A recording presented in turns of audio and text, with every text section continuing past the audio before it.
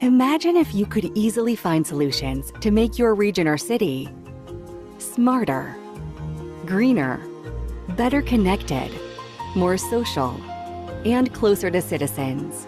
The Interreg Europe Policy Learning Platform can help you access knowledge about the latest policy trends, discover expert-validated good practices from all over Europe, find solutions in our peer review, get tailored support from our expert team. We can connect you with the right people and organizations. Together, we will find ways to solve your region's or city's challenges. Start your policy learning journey today.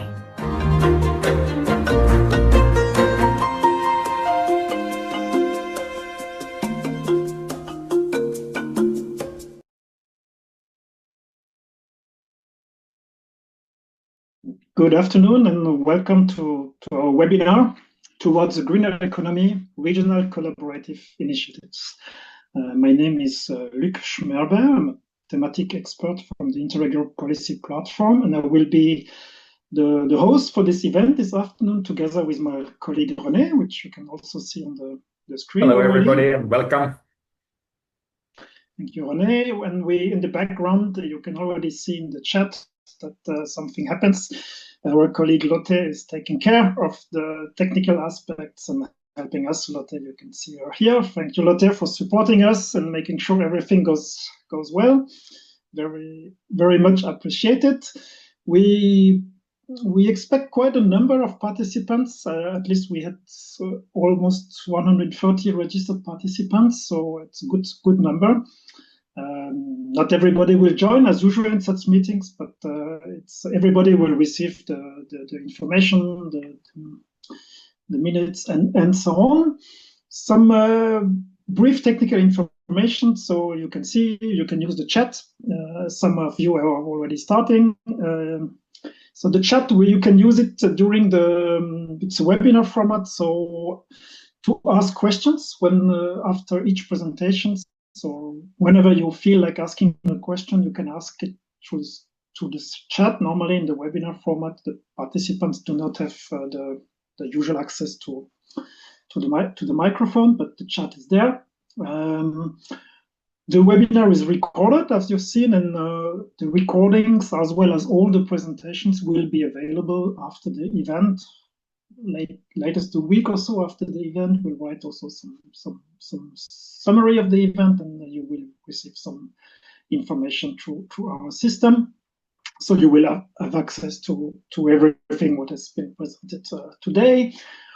If some questions we do not manage during the event, we might be able to answer them afterwards. So this is the way it goes. So don't hesitate to use the chat whenever you feel like it. So to start our events and also to let some time for some of the people to join, I will give you a short presentation of the services of the policy learning platform. You've seen part of it in the video, but just briefly, I try not to take too long. Okay, so the context, Interreg, you know about transnational cooperation programs. Most of you are involved in many different Interreg programs. There are many of them. The Interreg Europe one is the one who basically interregional and covers the whole Europe, to the cross-border, and the other Interregs who have some specific geographic areas of priority.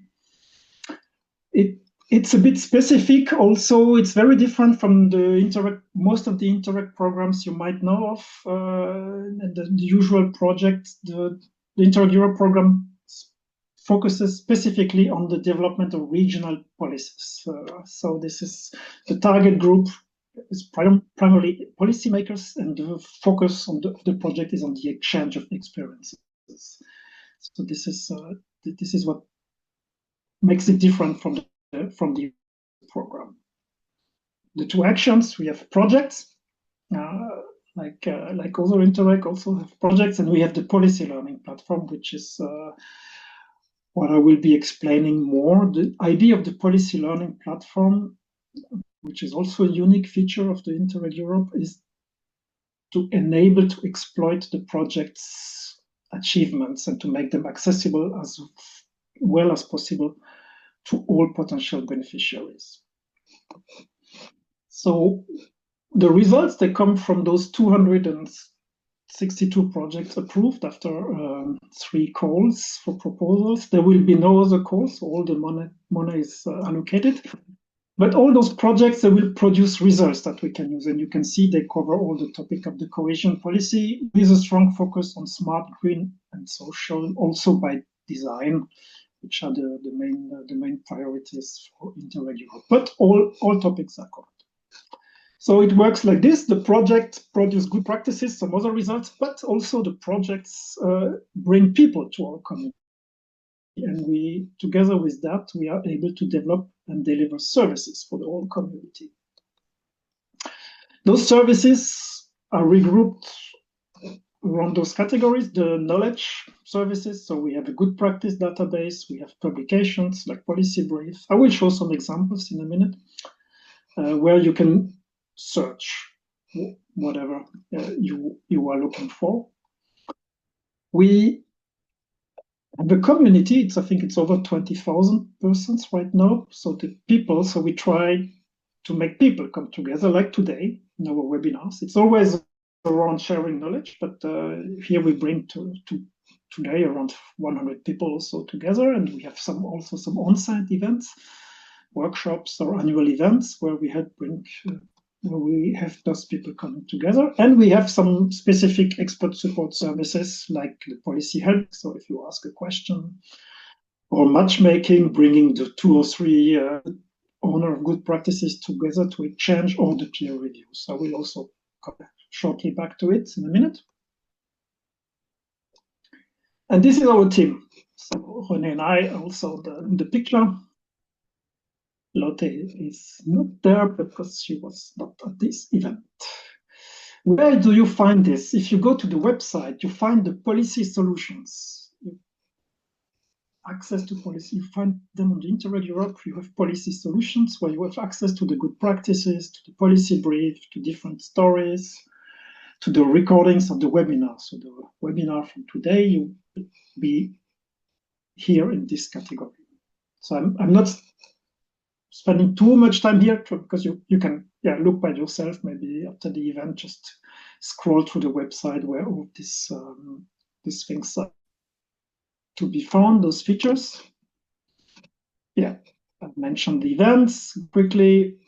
Just about the events on the website, on the first page, you also have a calendar of events. So whenever you are looking specifically, you can look here, you can select the different topics you're interested in, you can select the events organized by the platforms, and you find them. And for instance, here in October, you find our event from today, but of course, you can already look ahead in the coming months what will happen.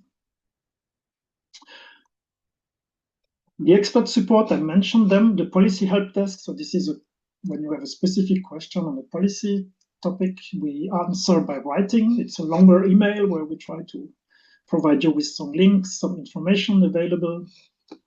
Matchmakings, if you're looking for a bit more information, we organize, usually it's online meetings, sometimes it's on-site when we can make it back-to-back to our events.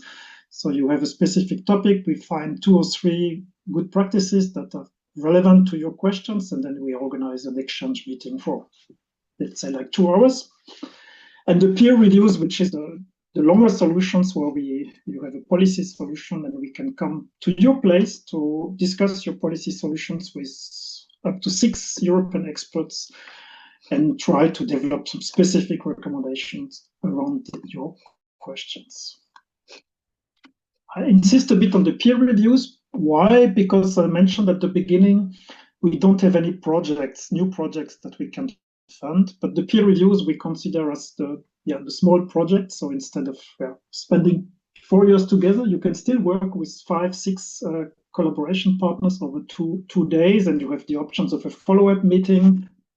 So it's a bit like a small projects, and this is still available, of course, to all policymakers. And even if you're already part of a project, you can submit a peer review as long as it does not address the same topic as the topic of your project. But it's accessible also to all the others who are involved in the project. So we try to promote those deeper exchanges. If you have any questions going more in detail, you can come back to me or to Rene also after the event, or mention that through the chat, and we can come back to you afterwards to discuss it more in details.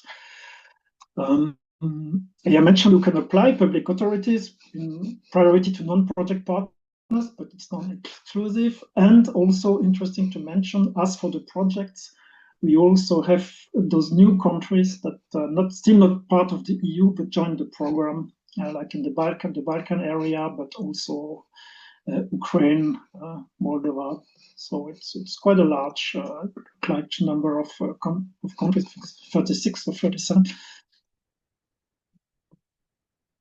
And we have performed already 120 of those, changing every week, but it is close to the right number, all over Europe, and 55 matchmaking sessions. And currently, it's a very popular scheme. The peer review, we are having peer reviews almost every week. So this was a short presentation of the services. Mention it in the chat if you would like to have specific information, or send us an email after the end directly from our website. And I will stop here and not take the rest of the time for discussing in general the services, but going to the topic of our event. And I would ask Lotte to launch our first Slido, and you will see in the chat, Lotte will. So I would like to ask you to answer two questions about the green economy, which is the topic of today. So the link is in the chat. So please take just a minute to go to the link to the Slido, and just mentioning in a few words, or one or two words, what are for you the main characteristics of a green economy? What is your understanding of a green economy? So we will just let it run for a moment to see, and hopefully we will see your word cloud building up as different participant typing. Yes, sustainable, clean economy, decarbonization, inclusive, circular.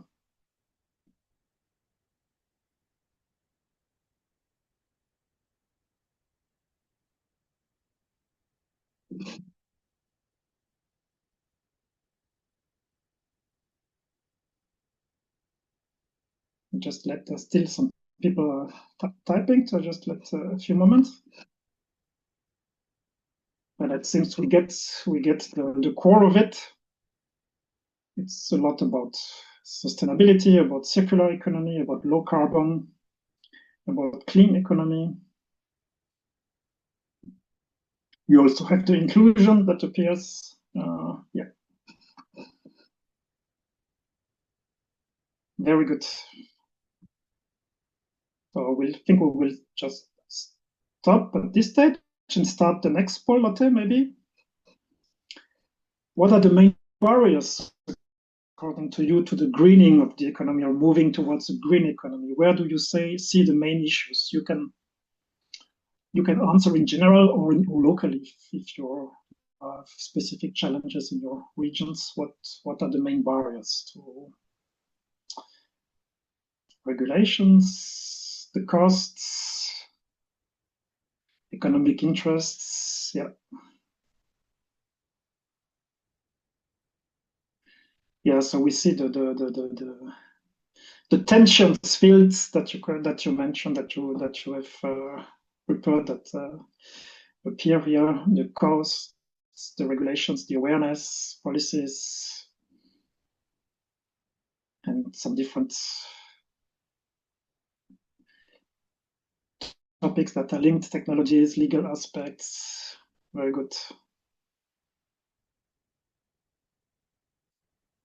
Investment costs. Yeah, okay, that's fine. let's see later in the event if to which extent our speaker can will be answering, or the practices will cover some of those topics. I will briefly go through some aspects related to green economy in the context of Interreg Europe. So it's a multifold concept, as you can see also from your answers, but your answer cover pretty much what are the definitions. Here we see from the United Nations, basically the green economy, it is low carbon, resource efficient, and socially inclusive. It's very similar from the European Union. It's resource efficient, low carbon, and socially inclusive. You see already, I must say at the beginning, I've been a bit surprised because the socially inclusive is always added to the things like resource efficient and low carbon, which are more directly, to my opinion, linked to green.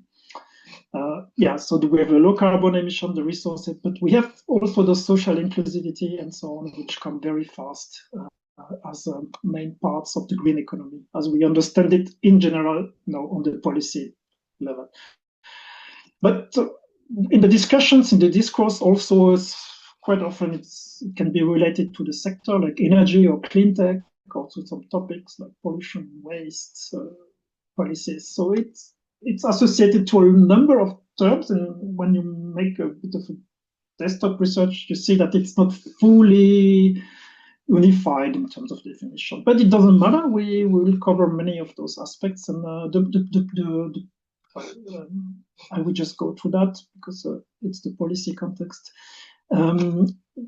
And from our aspect, we are here into the smart priority, not the green priority. So we will also try to look what's in it for businesses. Why businesses have also a reason to move towards a more greener economy, like reduce the dependence on resources, the cost volatility of resources, the unsure supply. We recently have those news about the rare earths and the position of China and the different negotiations with the Europe and United States on the supply. Reducing climate-related risk. There is the regulatory pressure, and you can maybe gain competitive advantage by preempting some of those regulatory pressures. The regulation was mentioned as one of the barriers before.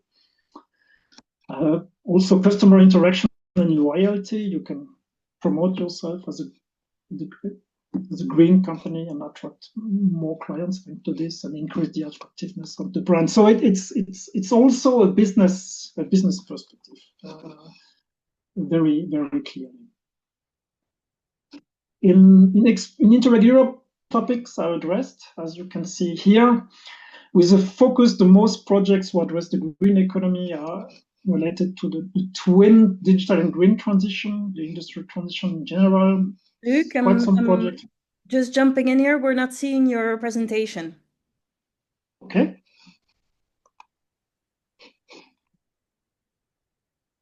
There we go. Yeah, all good. Sorry for that. So the twin digital and green transition, decarbonization. Don't know what. Yeah. Okay. You will find on our website some of related to those topics, some resources. You see here some policy briefs, some events. All of this is available on the website, as I've mentioned in the beginning. We have had recently an event on hydrogen valleys. There will be another workshop in November in Amsterdam, also a workshop or part of a workshop on hydrogen ecosystem, so quite a hot topic. Today we'll hear also about hydrogen in the presentations. Circular economy is a topic in different ways. We've had a policy brief around 1.5 years ago, 2 years ago already. Probably it will be updated with the results of the new projects, and some peer reviews also dedicated to the topic. So all of this is accessible on the website, but I've been already almost too long. Let's move directly to the presentations of our speakers today. We will have three speakers. So first will be Helena from Sweden. She will present the North Sweden Cleantech collaboration platform. We will have Romain from France, who will present local circular economy ecosystem builder app and what they're doing around the app, also to build the ecosystem. And we will have sustainability and hydrogen hub presented by Niklas. That's a German initiative. So each of the speakers will have around 10 minutes plus questions. And after that, at the end of the webinar, according to the time we have, we'll bring all three together to have a short closing panel session where we can ask additional questions. So this is what is planned. Then I would then just give the word to Helena, who is the first in line today. Helena, welcome. Thank you, Luke. Hello, everyone. Stage, please. And then I start sharing. See if you can see my slides.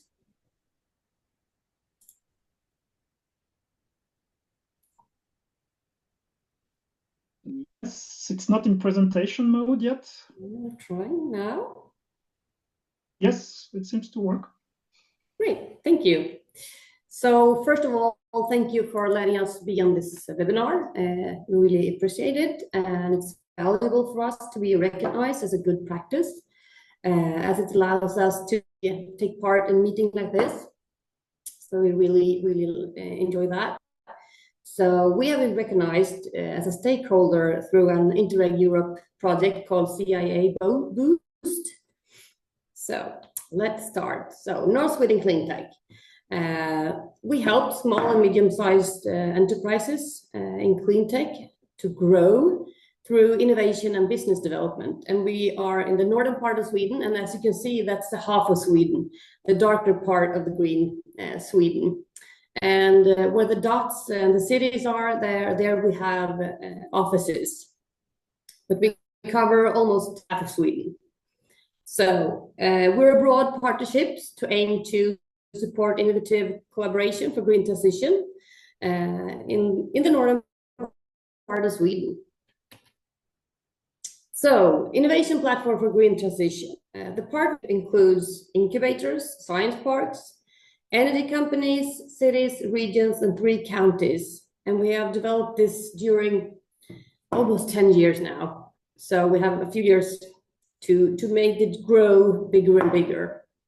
So North Sweden Cleantech consists of a business network with 121 companies now, and we're still putting in more companies in the platform. So we support also test beds in the region, industrial symbiosis, and the use of reservoir streams to make everything more circular. Innovation management, business support, we also have in our platform matchmaking events and meetups and international collaboration. And the incubators, we have 3 of them in the region, and support startups with digital solutions for the green transition, which also includes the circular economy. And you can see those to the right, the services that we have on our website. So if you're more interested, you can go into northswedencleantech.com, and then you see our website and all the services that we have. So business incubator program. We work with SME companies, but also with startups. So these companies are from region of Västerbotten.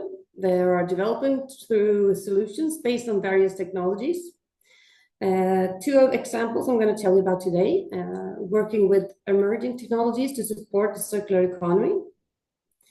And Original Creations, the first one, Helena Näsström, she developed a transparent traceability system that unites actors within the material flow chain and strives for circular resource management. So for each part that you have in your system, it's traceable, and that gets more and more important to trace every single part that you're with.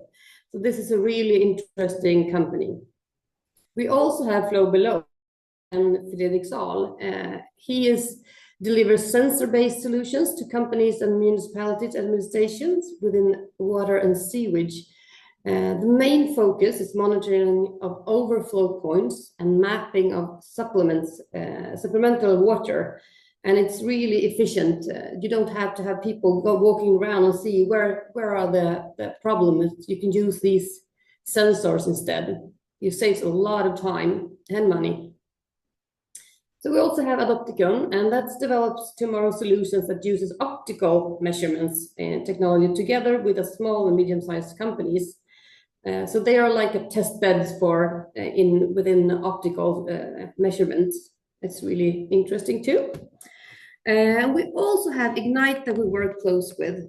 They are like a matchmaking company. So who matches large companies and public actors with Sweden's most innovative startups.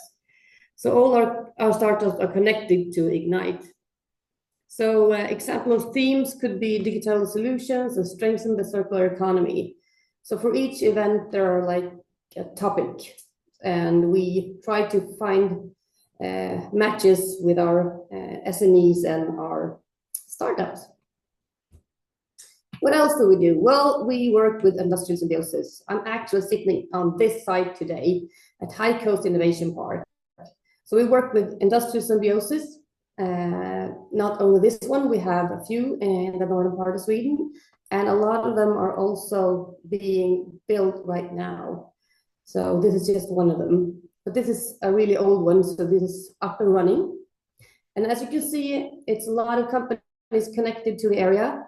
We have the big industry, it's Aditya Birla, Fabriker, it's a big pulp mill, and all these other around and connected to each other. We have especially Ericsson Energy that you can see. Sorry, wrong way. You see all these kinds of resident streams and are connected to each other in the area. And I actually work at RISE, Research Institute of Sweden. So we are the academia and the R&D center in this area. And we're going to tell you about two of these companies. First, PulpEye, the one on the left, up on the left corner. It's an innovative measurement technology company that focuses on online applications and services for pulp and paper industry globally. So the main products are the PulpEye Pulp, its analyzers and scan chip analyzer. So you can actually get online feedback when the cooking is all for the industry, for the pulp. And that saves a lot of energy, and it makes the pulp better. So it doesn't overcook or undercook it. It's really in the right way. So it saves a lot of money. The other one is RISE. And RISE, we built a new pilot hall in this area. And we have a high throughput center in that pilot hall. And it's a state-of-the-art facility for rapid automatized testing and analysis and accelerate innovation and process development within the bio-based and chemical industry. So before we had AGIR plates, you know, the round ones that you could put springs on, and you can maybe work with 10 a week, but with this high throughput center, we can work with 10,000 a week. So it's actually a big leap forward to work with digitalization and analysis, digital analysis. So it's really, really interesting. We just started to do that right now. We just started half a year ago. So it's really developing really good. So as a little summary, North Sweden Cleantech, we're a strong public-private partnership with actors from the municipality sector and in all different kind of levels. We're a cross-sectoral team supporting SME in the green innovation. We're a flexible organization model and able to adapt to new challenges and policies. And I think that's one of the most important things to do, because you have to adapt. The world changes, the industry changes, and we need to be able to adapt to the new world. And finally, we developed a regional identity and communication strategies so everybody knows who we are and they can come to us and get help. And we can facilitate meetings and so forth. So that was we are financed by European Union and the municipalities, and a lot of the companies in the municipalities and the science cities also in the region. So quite a lot of financiers in the region. Thank you very much. Thank you to you, Helena, and we can now take questions. Rene will also be with us, helping with the questions. So you can ask them in the chat already. You can think of... I don't see yet any questions forthcoming in the chat, but while participants might put some questions there, perhaps I can start with one question from myself. And thank you, Helena, for the excellent presentation, and what you have done is really impressive. But you finished your presentation with a kind of looking at the future and saying that many things are changing constantly, and what has been successful so far might not necessarily be so in future. And I just wanted to follow up on this aspect and ask you what you see would be the major challenges in next 3 to 5 years, which might change the game in your region, and of course broader as well, and what you need to so to say start preparing for. Also, we don't know the future, but at least you might have some plan how to kind of continue with your strategy, and what elements you need to consider as critical in coming years. Yeah, I think that the most important thing to think about in the coming years ahead is to be agile. And we know that a lot of companies ask for resilient solutions or food tech solutions to be more to be more prepared for what might come in terms of the world, what's happening in the world right now. So we see that resilience is a really important way to highlight in all different kinds of ways, both in food tech, but both in industry, and how can we prepare us to be more resilient. We also want to be more focused on to target the right innovative SME companies who can actually grow within the region, but also go out abroad. So that's, I would say, that to be agile and focus on resilience. Yes, thank you for highlighting the concept of resilience. We from Policy Learning Platform have also had number of discussions on resilience from different aspects, and I believe this is one of the key approaches to be ready for unknown. I mean, in a way, because we really don't know what's coming, but if you have some sort of strategy for making companies, regions, everything more resilient, I think that's one way how to kind of prepare for this unknown. But I have also another question, and I wanted to perhaps get your view on. We are here in a policy learning platform, and the idea of today's webinar is try to learn from each other. So I'm wondering the model you have built there, how much you think it's unique to your region, and how much you think the elements and kind of approach is more universal and can be either replicated or adapted equally well to other regions across Europe. I think we can do that absolutely, because the model demonstrates how regions, municipalities, and companies can cooperate in the long term. for sustainable growth, and I think that could be copied to any region. We also can collaborate through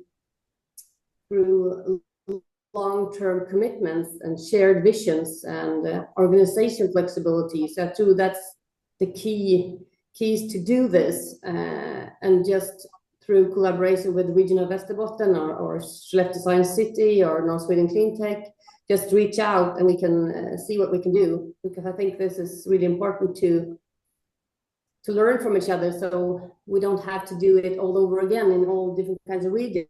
We need to share it. I think that's really important.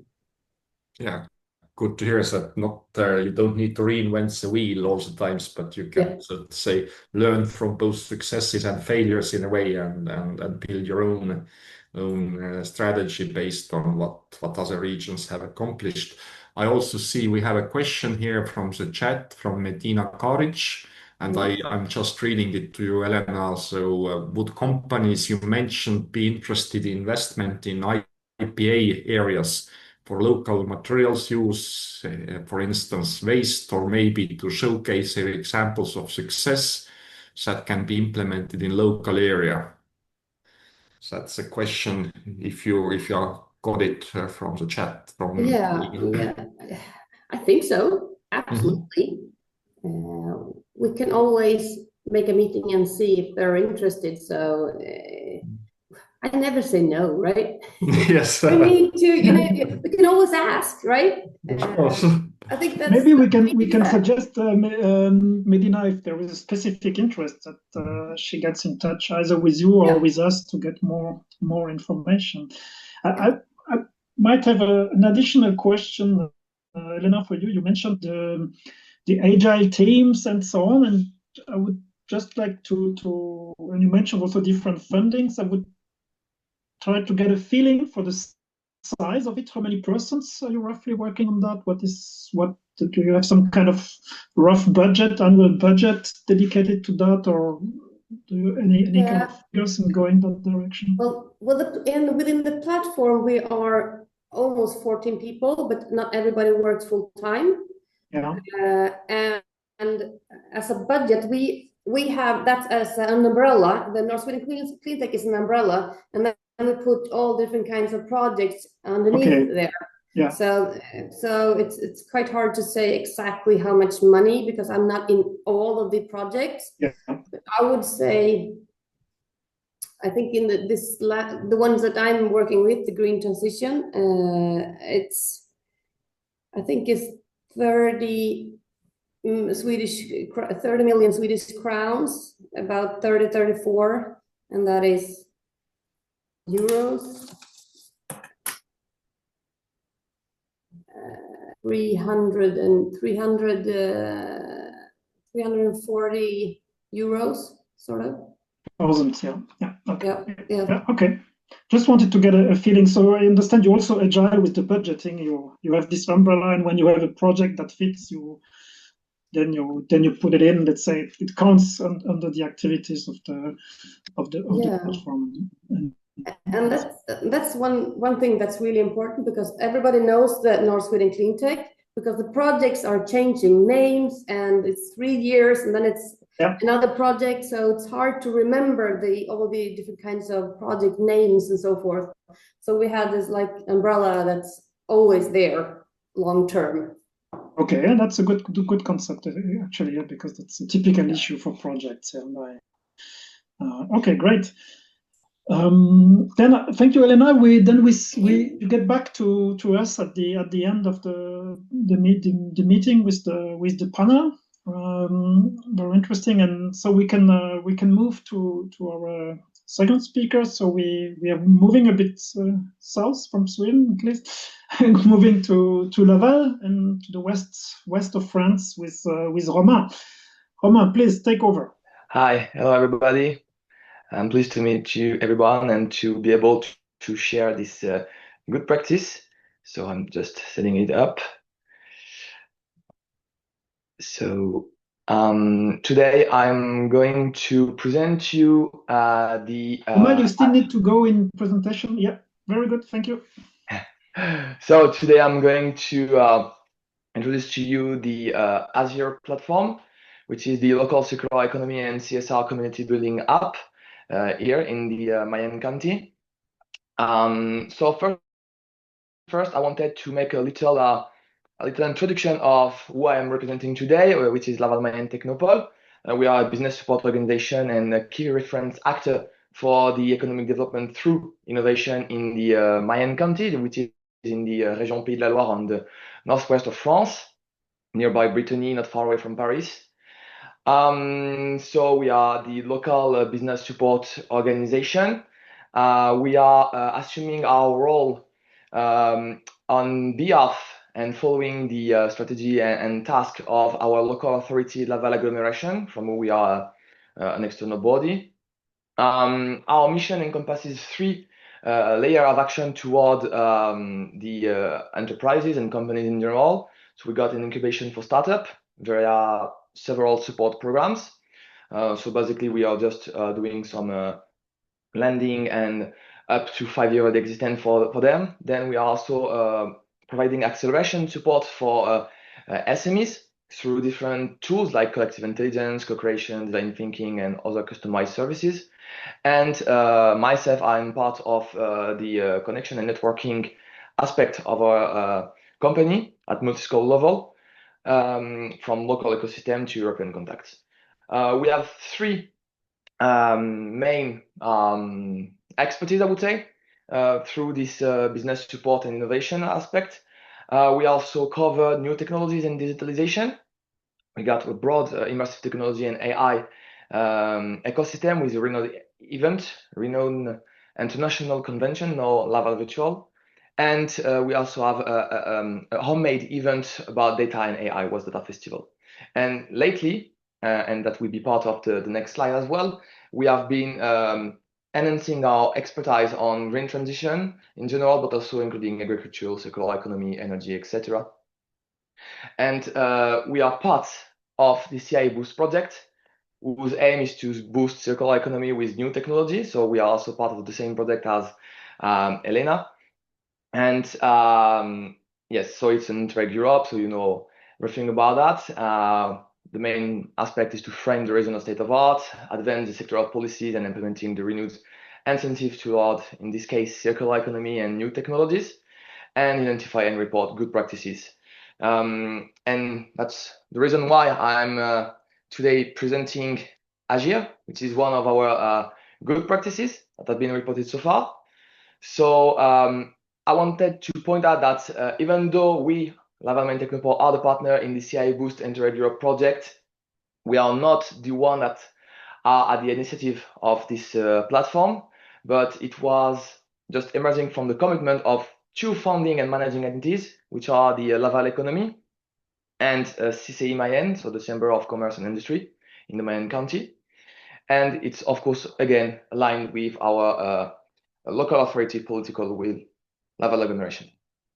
So this platform is a real stepping stone, I would say, to gather our ecosystem and reach this all these actors that are working not necessarily initially in this sector of CSR and circular economy and green transition, but it's as you will see, a way to raise awareness and support new practices and new dynamics. So about the first conclusion, first observation we had that led to this platform, it was that the green transition is going multi-speed on our territory, and depending on the entrepreneur profile, in such a way that there are too many opportunities that are missed today, because appeal for CSR and circular economy is quite mixed. So in response, our local authority has launched new dynamics, new incentives toward the development of CSR and green transition via the recruitment, notably of an officer, but also with an obvious cooperation with the Chamber of Commerce and Industry, the local one, to strengthen every action with a more training offer perspective. as such, the platform has really been set up in order to raise awareness and skill up companies for CSR and green transition. It's also a way to increase the territorial share of actors applying greener practices, which is part of the twin transition goals at the European level, but not only, and also stimulating new synergies upon resource sharing and environment-friendly approach within the county and beyond when possible. In short, the objectives are really to develop, to equip the local actors with a toolbox of tools, but also networks and practices and knowledge to help them nurture and develop new practices within their activities that are greener. And it's also one of the main goals is really to propel human-centric and enduring economic dynamics in a way that would as well, foster and support the company's interests, but also align with the territorial strategy. How does it work? So more or less in a chronological order. So there was a setup of the platform, and there were a need to really raise awareness for the companies, but more broadly for the actors in the county. So it started with this collaboration between Laval Economy and the Chamber of Commerce and Industry that led to first workshop and inquiries for prompting awareness raising and upskilling for companies. There are actually 2 training tracks nowadays, one relating to operational facilitation and collective training, and another one that is more focused upon business model shifts. Then there were a new brick in this dynamics, in this good practices. It was the yearly event that is also branded as AGIR.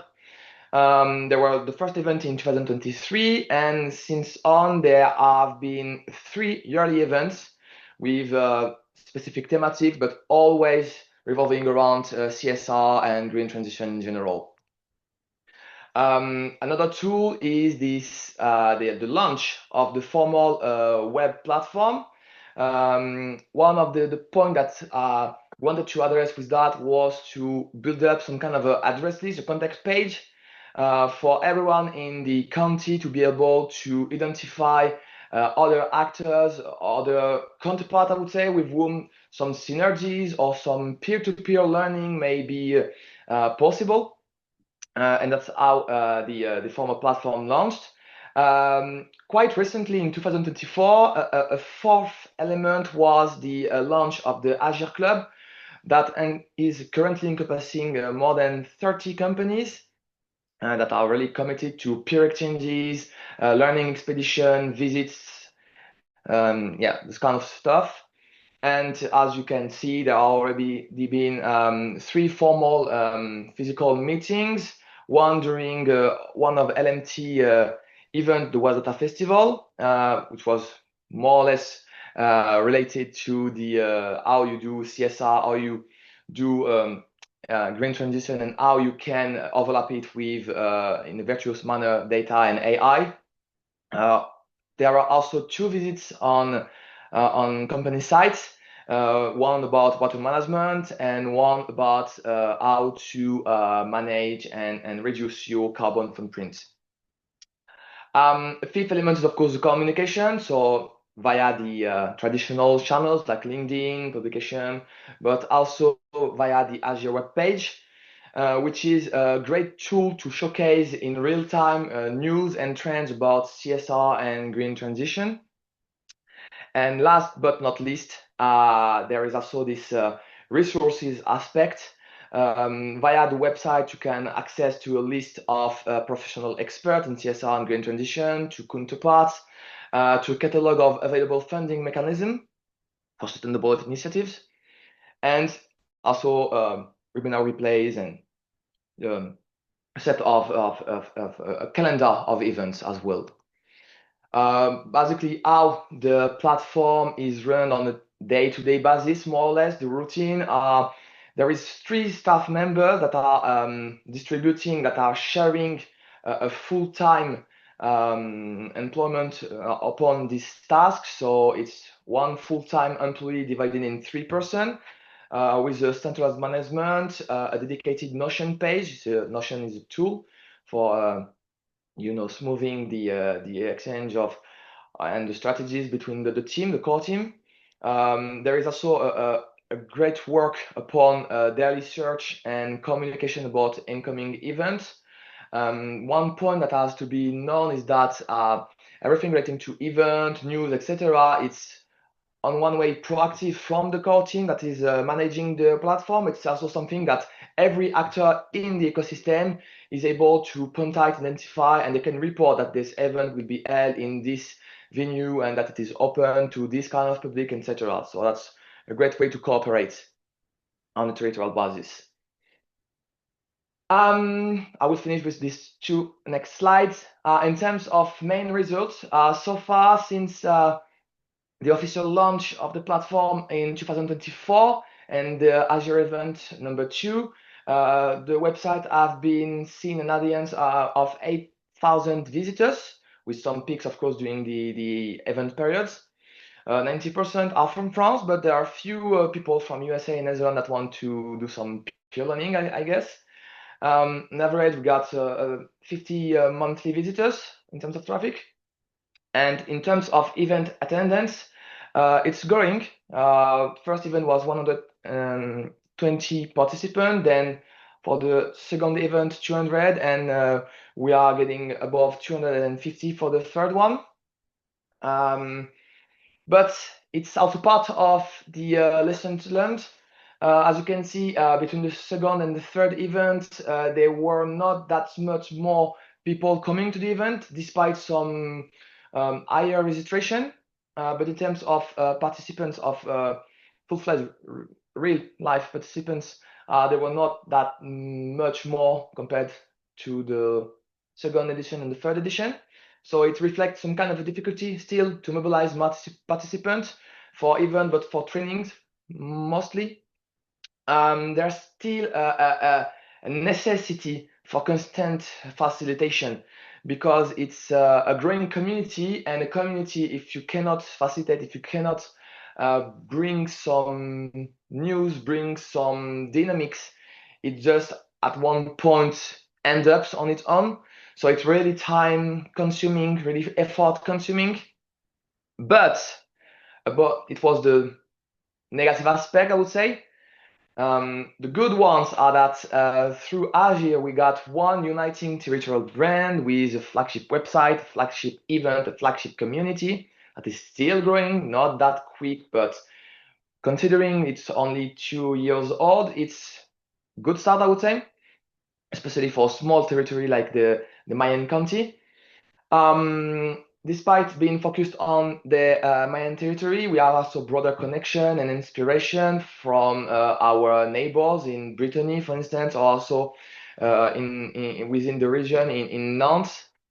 And thanks to the platform, we really have some kind of an easy to use and intuitive channel through which every actor can report, can relate, can connect with its local counterparts.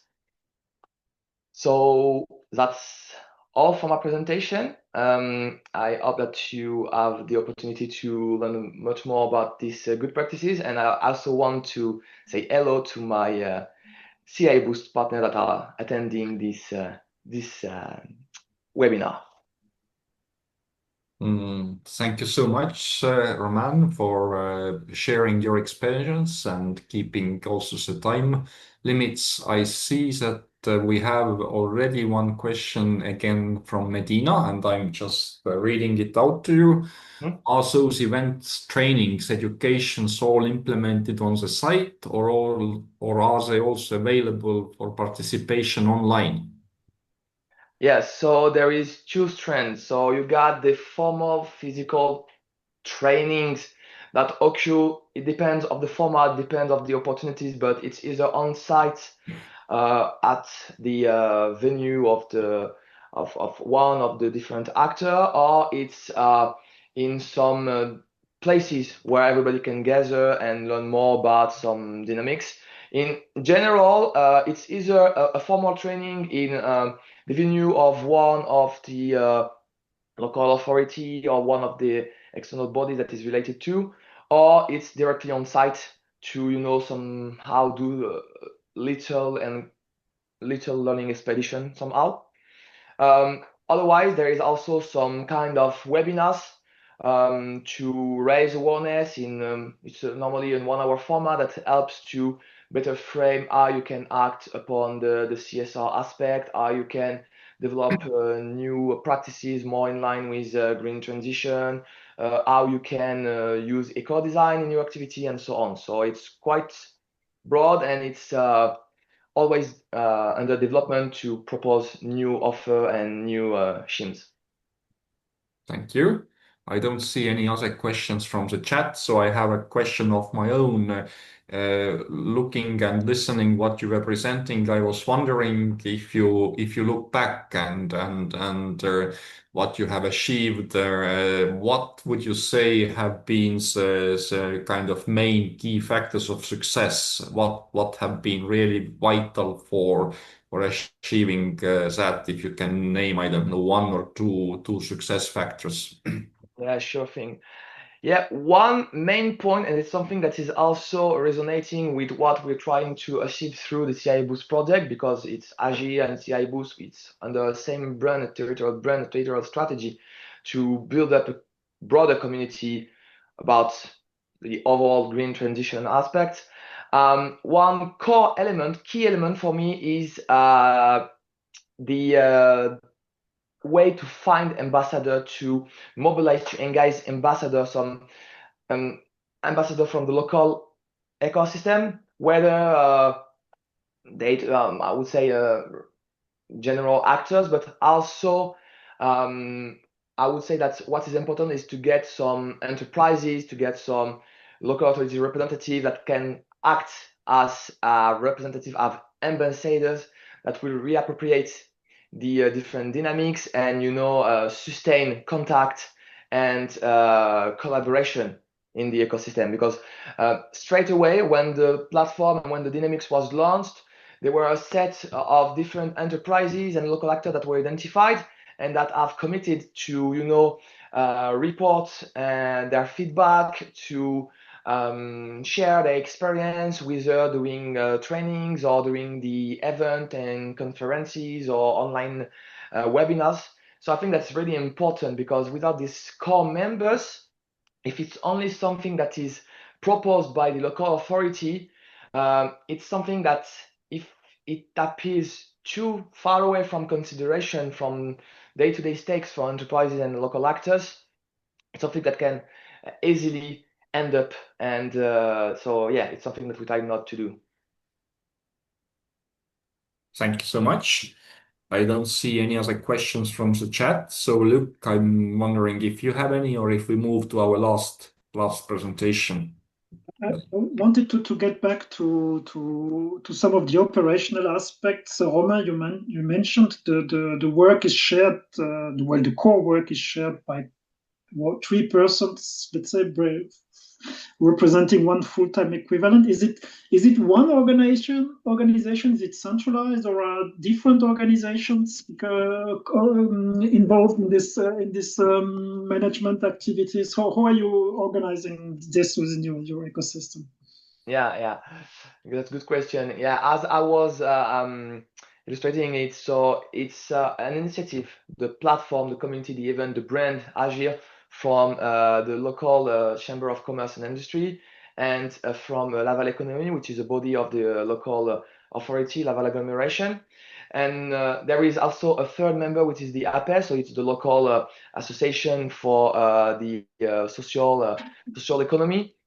And the 3 of them are part-time doing the job, the task about the whole management of the brand, of the platform, and so on. So they are just copywriting. So that's the first level. And as I said as well, at a broader scale in the ecosystem, the platform is really open to everyone to express, identify, access to the ecosystem, the collaboration platform.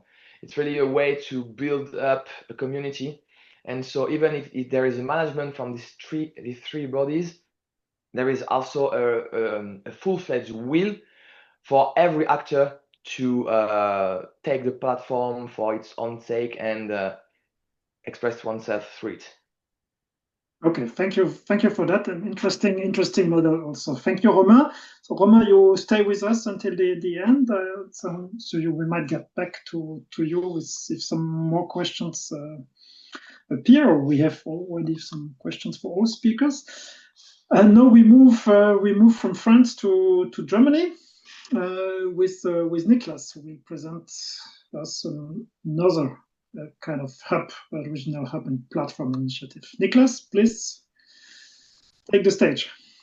Perfect. Thank you so much. First of all, thank you for the invitation, the possibility to present our hub, which is really a hub. I will come back to this in a second. I hope you can see my screen already. And I would like to show you our case, our organization, and what we are doing to help the green transition in Duisburg. Maybe I start to give you small details about Duisburg. Duisburg is located in the Rhine-Ruhr area, which is the most populated area in Germany. So you have here really a city next to the city, big cities next to the big city. So we're in total here 14 million people living in the Rhine-Ruhr area. We are really close to the Netherlands, and we have a really strong industrial background. Where it is, for example, or industrial, but also in the area of coal and steel, which nowadays still plays an important role in Duisburg. So the steel manufacturing in Duisburg is a really important industry here, and Duisburg is a really important industry in whole Europe. So Duisburg is the heart of steel, and Duisburg is the biggest steel manufacturer in whole Europe. So this is one important aspect to know, or how industrialized we are. And the second important point is that we have the biggest haven in the world, with our Duisport. So also the logistic plays a really important role in our area. But with this, there are also resulting some challenges. So if you look on the statistic of the biggest emitters in Germany, 2 of the top 3 are located in Duisburg. Both of them are steel manufacturers, ThyssenKrupp Steel and Hüttenwerke Krupp Mannesmann. So, but as I already mentioned, the steel manufacturing still plays a really important role. So that's why the green transition is really important for us to keep our industry in the city, and to keep, of course, the whole value chain and the whole industry and the whole jobs in this area. So that's why for us the green transition is a key for us as a city. So, and we as Duisburg Business and Innovation, so we are the economic development agency of the city of Duisburg, and we are an AGIR project developer. So we really focus to proactively support the economic development, and not to only react, but really proactive work in this area. And one important role there is, of course, to drive the green transition of the city. So, and for this, we have hubs, and we really call them hubs. So our aim is to not have the silo thinking. So we don't want that each of the different parts of our organization are working for themselves. We really want the cooperation, and we want that this cooperation are happening and to drive this. So, and I'm personally coming from the hydrogen and sustainability hub. So our task is everything connected to this area, because of course, as I mentioned, the green transition of the steel industry, the chemical industry, logistic industry, and all other is really important for us. So that's why our focus is, my focus as a hub, our focus as a hub is this area. But we're working closely together with all the other hubs. So, for example, when we are organizing an event or a summit, then we are bringing the thematic importance, or we say what is currently important and where we should focus on. But the organization is then comes from the hub of from our event hub, because they're organizing events all the time during the year. So they are the event experts. So we are combining their experience with our experience. And the same with internationalization. So they make different trips to different topics, different regions, to help the internationalization of the city of Duisburg. And when it comes to internationalization in the area of hydrogen or sustainability, we are working close together with them. And of course, we're also developing projects together. So that's why it's really, we don't have the silo thinking, and we really work close together. And I would like to present you more about our hub. So one important point is the hydrogen part, and we founded a hydrogen association, a local hydrogen association for the Rhine-Ruhr area. We are currently having more than 50 member companies and member institutions, and we're covering the whole value chain. So we have, for example, research institutions, we have the universities, we have companies who are working in the area of the pipeline network, and then we also have companies who will produce and companies who will use hydrogen. And one part of our hub task is to bring together all these companies in our association and to build the network, the local network, and to help to develop the hydrogen economy in our area. And of course, we also help our member companies to build new bridges, for example, internationalization. So we're taking part in trips, and we are bringing international delegations to our area to connect them with our member companies and to build new networks in this area.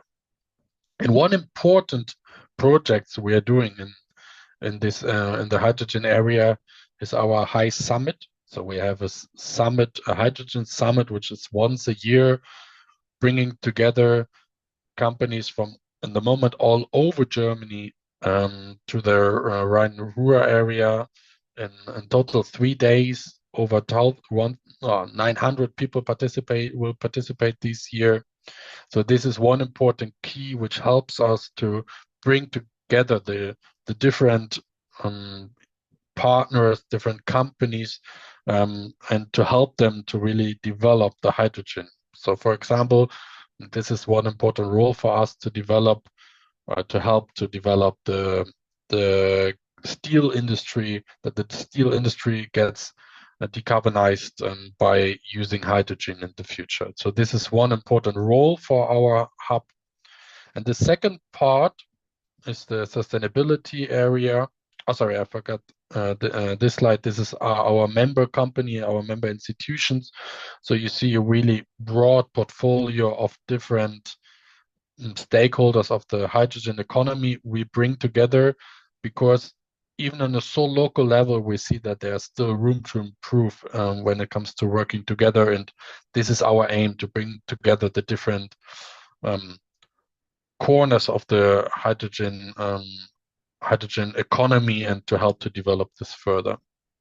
And the second part of our hub we are doing is the circular economy. Of course, sustainability and hydrogen play a really are close together. So, and we also see different effects of combining all the networks. So that's why we initiated the Circular Rhine-Ruhr, which is a network for the area of circular economy, which is the idea is to bring together the different stakeholders, the different companies, the different associations, institutions, whatsoever, for who the circular economy is really important. And we want to help them to develop this further. And of course, the idea is always to develop the circular economy in Duisburg further. So this is the second important part of our hub. And again, here's the same. So we take care of all the thematic points. So we are not organizing an event by ourselves, because the events are organized by our colleagues who are on a daily basis organize events, but we bring the content. So we say what is important to discuss on the event, which companies should be invited, which speakers should be invited, which thematic we should discuss about. And this is what it makes us maybe how we organize it different to other economic development agencies, because we have the different task, and our task is a purely thematic point of view. So that's why we can focus on this work, and I don't have to think about how to organize an event, because this is done by my colleagues who anyway do it on a daily basis, or by my colleagues who on a daily basis make the international trips, and we only focus what our local companies needs to develop this further and to develop a more green economy here in Duisburg. And then one important point here is the Interreg Europe as well. So I already mentioned our Hydrogen Association, I already mentioned our Circular Network, but then we have also 2 Interreg projects in our house. So we are in the DBI. These are Accelerate GDT and JetSki. And these projects are helping us to develop in both other areas. So for example, we are planning a trip under the project of JetSki, and we can use the member companies of our Hydrogen Association to connect them with other members in other EU countries who are also participating in the JetSki project. So we can learn from other regions how they advantage different challenges, or we can connect and build new collaborations, and therefore really continue the transformation process in our region. So that's why we have the 3 different corners which play a really important role for us. And I listed you a short information about the 2 Interreg projects here, which play really an important role to further develop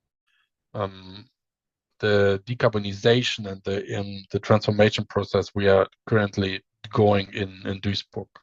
So this is what we are doing in our hub. And I'm happy to answer more questions. Thank you so much, Niklas, for excellent presentation. Let me just see if we have any questions. Sir, I see a positive comment from Wim saying that you have a very efficient way of working. So congratulations. And indeed, it was evident from the presentation. You mentioned in one of your last slides that you are participating in 2 Interreg Europe projects, and as we are today having this webinar with support of Interreg Europe, I wanted to ask you, what do you see as a main benefit for your cluster in participation in such Interreg projects? Is it additional funding, new knowledge, way to experiment with things, or what are the benefits for you to actually participate in Interreg projects or other European projects? I would say it's a combination. First of all, it's a door opener for us. So, of course, when we are located in Duisburg, in the city or in the middle of Germany, we can build networks to other EU partners ourselves, but it's much more complicated. But thanks to Interreg, we directly have a network. We directly have different project partners, where we know, okay, for them, hydrogen or sustainability or the transformation is also an important role. So we directly have a network on which we can use to connect our local companies with these with other stakeholders abroad. But of course, and that's also true, of course, also the funding is a really important role, because it helps us to develop projects. It helps us to connect our member companies, our local companies with other companies. So I would say it's a combination of all. It's the network, the experience, but also the know-how, and then of course also the funding, which will help us to develop different projects, which without the funding would be much more complicated. In a different, especially in the area of hydrogen, you have a lot of companies who are something between startup and a company. So travel cost, they always have to check their travel cost. And when there are possibilities to connect with other regions without for a young company to spend a lot of money from their self, I see this as a huge benefit as well. So it's really the different areas you mentioned. I wouldn't say that there's one specific one. Well, good to hear, and thank you for your feedback on those benefits. I see we have got also a question from Stefania. Stefania, regarding, let me just quote you the question: has the Hydrogen Association somehow influenced the regional policy? So the question is about your impact and making change on regional policy level. Yeah, one aim of the association is, of course, also to express current problems or challenges. So yes, of course, we also are in a constant contact with different policy stakeholders to address the current problems or to also exchange information. Yeah, this is also a topic, of course, for us. Mm-hmm. Thank you. Then we have a couple of more questions. Let me quote one from Anne. Which are the main green hydrogen projects pilots implemented in your industrial area? Has the network influenced in investment opportunities and development of pilots? Yeah, we have one of the biggest project is probably the biggest project is from ThyssenKrupp Steel Europe, which the steel company here in Duisburg, which is currently building a direct reduction facility with an investment of 3 billion euro. So yeah, this is the biggest. So the aim is to use hydrogen instead of coal in the process of producing steel, which will be a massive CO2. How the CO2 emission can be lower massively. So this is probably the biggest project. But we also have local, smaller projects in our area. Companies, our Duisport, who is now having a terminal using hydrogen in the terminal to also lower the CO2 emission. And then we have other companies who are currently start to develop projects to build to produce hydrogen locally in our area. Mm-hmm. Thank you. Are you helping those companies to get funded for those actions, Niklas, or is it? No, in the moment not. That would be, of course, a really interesting point, because I see that especially many smaller companies don't have the big experience yet in the area of where you can find funding. And to be honest, when you check the funding, we have local, right? So you have regional, you have national, and then you have EU funding. And we see that this is challenging sometimes. But yeah, this is one of the topics we want to tackle in the future to help companies where are different fundings. And you see that they are really important. Just to give you one example, Duisburg, the city of Duisburg, we have now a bigger number of hydrogen buses driving for our local, as a local public network here, which were only enabled by public funding. So yes, of course, they play in the moment, because hydrogen is a new market, play an important role. And final question, just I think a question of clarification. If you are partnering in European projects, are you representing companies or a kind of city as a partner? If I understand correctly, the question from Medina. No, we are the economic development agency of the city of Duisburg, and this is so we are not okay.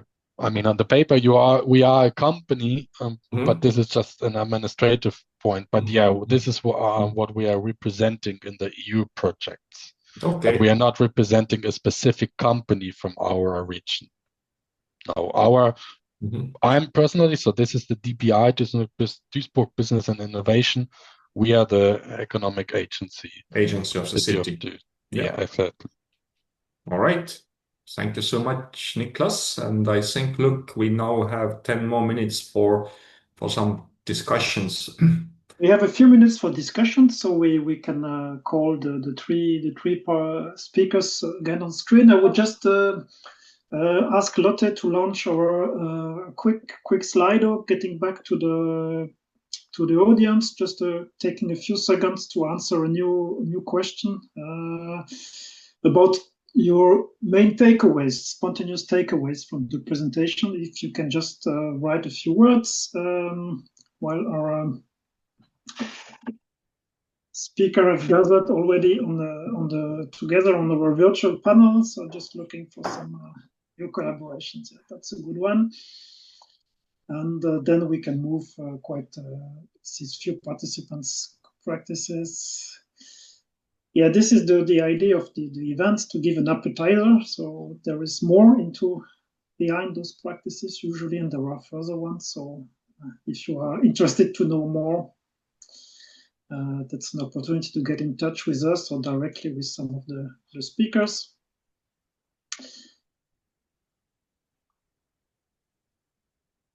Yeah. Okay, very good. So the collaboration, the idea of the collaboration platforms also has come through, which was one of the topic that we wanted to mention. And the coordination of collaboration, yeah, someone mentioned, I think it was Romain, the constant need for management, that is something we learned very clearly in Interreg Europe.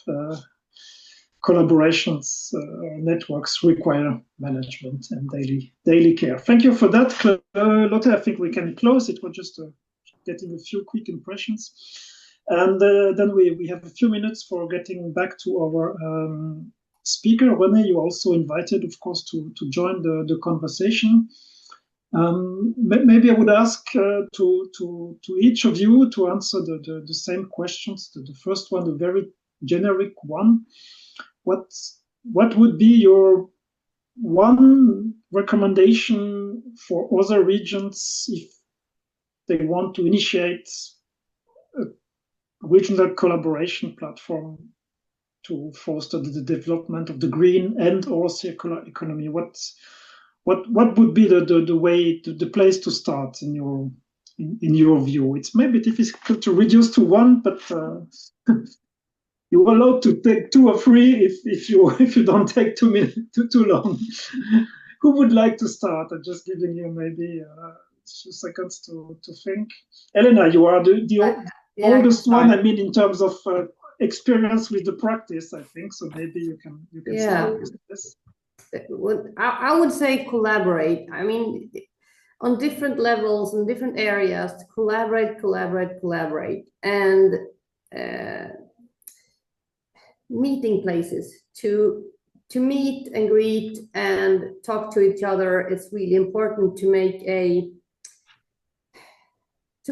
gain trust, to make it easier to collaborate, and I mean, we work a lot with resident streams from the industry, and if you don't know each other, you can't make businesses, because it's really important, because you're connected to each other. So you need to make a good trust between the companies. So collaborate and meeting places, I would say. Okay, I think that's a good one. Maybe if I might add, I think it's also important to know your local network. So this is what Helena actually said, but I want to underline it one more time. You need to know what is your local, and in our case, so local companies, and what is the aim and what is the challenge. So to start with this, because as Helena perfectly mentioned, you can only do it in a cooperation way, and you need to know what the other stakeholders want to aim, and to take them with you on this move, because otherwise it's a fight which alone is really hard to do. Yeah, perhaps to complement this value chain of collaboration, I would say that it's also important, and it's one think I've said that you can find ambassador like core team of local actors that are dedicated, that are at stake in getting the common challenges overcome. Okay, thank you. So we have a good picture, I think, here. In meanwhile, we have questions coming in the chat, so I will use them. The first one, a quick one for Romain, but maybe the others can also answer. Do you develop specific actions for women entrepreneurs? Does it play a role? Does gender topics play? Maybe I can extend it for. Are you also taking into account gender aspects in your activity? Yeah, definitely on the territory, it's something that has been addressed a lot of time. In the framework of AGIR, there are some training that are elaborated. So far, I don't think there were many of it, but since it's still a young and nascent dynamic, it's something that clearly is on the plan, considering also that we have the Association for Social Economy that are working toward this dynamics. It's something really on board, I would say. And yeah, more broadly on the territory, there are a lot of initiatives, especially EU-funded initiatives that were made to nurture these dynamics toward women entrepreneurship. Okay. And also a quick specific question from Luca. If some of you made use of the Just Transition Fund, so maybe not all are eligible. Probably in Duisburg, you might be eligible to some fund, but just a quick. Yeah, I must admit, because I'm working for DBI since only a few couple of months, and I don't have a whole overview of our EU funding yet. So I'm sorry to have to pass on this one. Fair Do enough. not give any wrong information. Fair enough. Fair enough. Okay, I'm just looking at the time. Before we close, we do not have so much time, so maybe I would. Maybe we can take two questions. Let's see. Looking ahead, what do you? Helena already asked a bit. What are, in your opinion, the main challenges ahead in the next 3-5 years? What are the topics that you see coming up to maintain the momentum of your initiative? I'm just taking one example here from Baden-Württemberg, where I'm located. It's difficult to keep the momentum on such initiatives because people are facing many challenges, big economic challenges that make it difficult to keep the momentum on the greening of the economy. But maybe, how is your position, the three of you? Niklas, I see you are nodding a bit. Yeah. Yeah, I think Helena. Oh, sorry. Yeah, Helena, I wanted to give you this you go, Niklas. Go on, Niklas, and then we. Okay. No, I think this is so Germany is really small and medium sized, so we focused. So and small, the list is long of challenges for these companies. So and then they really focus on short-term challenges. So green transition, and of course also the investment in green transition, we see is more postponing because of current development challenges. So, and this is financially, but also companies in the moment have so many other problems that it's harder for them to even focus and find time for this. And of course, in the end, for us also to explain why is it important to invest now in the green transition. Helena, you wanted to comment also? No, but I totally agree with Niklas there. There's a lot of challenges for our SME companies, and just mentioned the laws and the regulations. We got a new law here in Sweden, the CSRD. You need to have a sustainability report.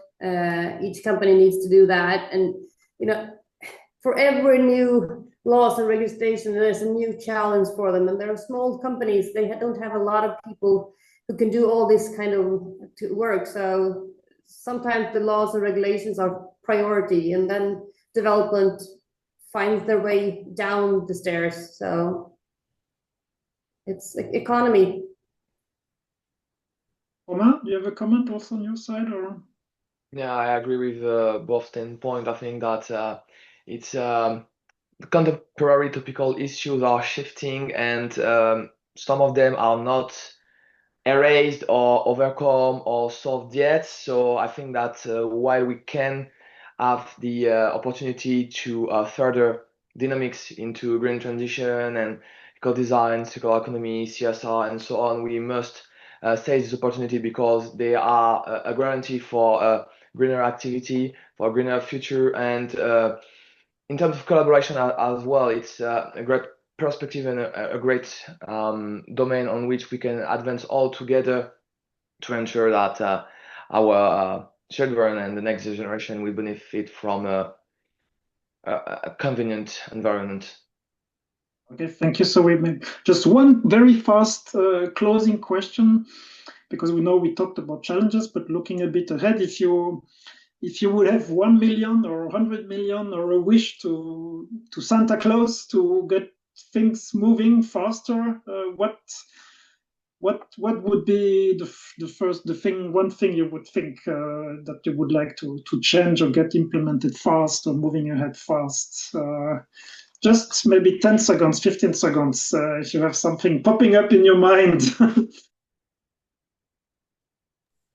I can start. I take the 100 million, and I would help to develop the European and German market of hydrogen by ordering hydrogen, because this is, from my point of view, in the moment, the biggest problem why the market is not developing as we all are hoping. A big procurement, yeah. Yeah, but I need 100, not 1. Yeah, I understand. Okay, I would give them. And Helena, Romain, who would go? Oh, that's a hard one. I need to think. Romain, you start. Yeah, I would say perhaps if I had to take the 1 million, of course, I think that it would be a good stepping stone for broadening, at least at the regional level, this dynamics of CSR community building. Otherwise, on a more day-to-day, more realistic manner, I think that what we are looking for is more engagement, to get also perhaps some AI automation to facilitate the news and trends that are displayed on the website. And yeah, perhaps also a mapping of the territory, because it's not yet available, but it's something that was in the plan. So yeah, most of it. A good one. No, I have an answer, a quick one. I would take the 1 million to make a pre-study of collecting all the resident streams within the area, and to make it sort of a stock market with resident streams, to make them, connect them to companies who needs them, and because that's a hard one, and we need to make it more circular. So. Thank you. That sounds also like a good one. So what we now we are a little bit just 2 minutes over time, so we need to close actually the event. So we'd like to thank you very much for all three of us for your participation. Very nice. Thank you to the audience also. So as you can read the chat, when we close down, there will be a survey that will pop up, and it would be very useful for us if you can take just a few moments to fill it in. That's quite fast. And after that, as I mentioned, within a week or so, all the materials and so will be available on the website. You will receive an email via the system. All the registered people will receive information on that, but everybody can access to the materials. So thanks again for all of you to make this event possible today, and wishing you a good week and a big success in greening the economy. Thanks a lot. Goodbye. Thank you. Bye-bye. Bye. Bye.